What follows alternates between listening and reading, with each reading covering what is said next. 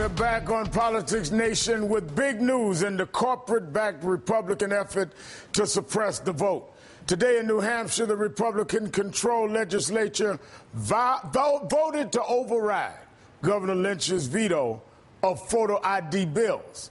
And in the crucial swing state of Florida, a federal judge rejected the Justice Department's request to stop Rick Scott's voter purge. A lawyer says the purge may now continue, but Democrats are stepping up the fight. President Obama is prepping thousands of lawyers, more than ever before, for the coming election. Folks, they are relentless, which is why we must be vigilant and why we must keep eyes open and keep fighting. Joining me now is Ion Sancho, Supervisor of Elections for Leon County in Florida, and Judith Brown Diana is co-director of the Advancement Project, an advocacy group that filed a separate lawsuit against the Florida voter purge. Thanks to both of you for joining me tonight. Thanks, Reverend Sharpton. Ion, let me start with you. A lawyer for the election officials say that the purge in Florida may continue. What do you make of it? Well, it may continue, but quite frankly, I think that there won't be a purge in the state of Florida. One of the prongs that the judge used in denying the federal government's request for an injunction, Reverend, was the fact that since the state had stopped pushing it, the federal government couldn't prove irreparable harm, which was a critical element to get an injunction. Because basically 64 out of the 67 counties in the state of Florida have simply stopped purging and pursuing this program. And the state, in its response today, said it was not going to pursue the purge, which is sort of curious because in some sense the federal judge is saying a purge can continue, but the state of Florida saying we're not going to do it. And in terms of practical matter, the supervisor of elections aren't going to pursue this because the election is just too close at this point. Absentee ballots have to be in the mail within a week. The election is here for all practical purposes in Florida. So when the lawyer says that the purge can continue, he may be technically right, but you're saying the supervisors have to get ready for the election, and you're saying the state itself is saying they're not going to move forward with this. So in effect, this has successfully stopped the purge that many of us feel is unfair. Well, the purge has stopped, but I think if you look back over what's happened, the governor has emerged with I think a win-win situation for him, because he's energized his Tea Party base, who believes that, for example, that Obama stole the election in 2008 to begin with, and there are all of these dead people and illegals on the voting rolls, which you and I both know is a complete falsehood. But he's gotten away with that in the press here in Florida. And he doesn't need to have an actual purge.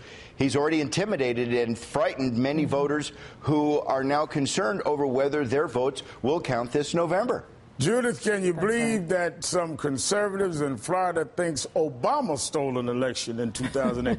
But let me ask you, you filed a separate lawsuit. How do you view all of this in Florida, and how do you view the override of the voter ID veto by the governor in New Hampshire? That's right. Well, Reverend Sharpton, Advancement Project's lawsuit is still around, and we're going to continue to fight this because we have to be vigilant. We actually were disappointed by the outcome of this particular lawsuit brought by the Department of Justice, because it actually does give the governor the green light to move forward on continuing to compile a list that targets particular voters.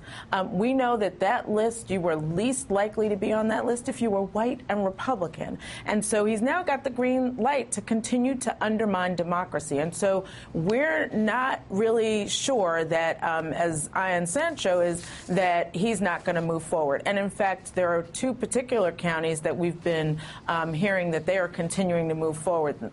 with this purge. But really important is that we have to put this in the context of what is happening across the country. What happened in Pennsylvania with the majority leader saying that, in fact, I mean, he exposed the whole plan. I mean, if Americans don't understand what's going on yet, they should have understood it yesterday when they heard those comments by the majority leader in Pennsylvania who said now Mitt Romney can win because, in fact, we have put voter ID in place. So what is this about New Hampshire? He said he will win because of voter ID. I played the actual tape last night, and that's why many of us are out here fighting. And but we had one victory today for those of us that are against these laws. In North Carolina, they failed to move in terms of an override in that state. So that's one bright. And look how many times they tried in North Carolina, and that's what this is about. It's relentless.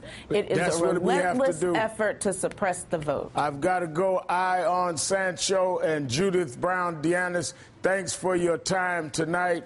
And I want people to know we must, I don't care what your party, what your belief, we must protect the vote. All of these voter suppression schemes we must all be against. I don't care how you vote, but I care that you have the right to vote with no impediments and no games. This is what people gave their lives for. We cannot let it be turned around now. Thank you for watching. I'm Al Sharpton.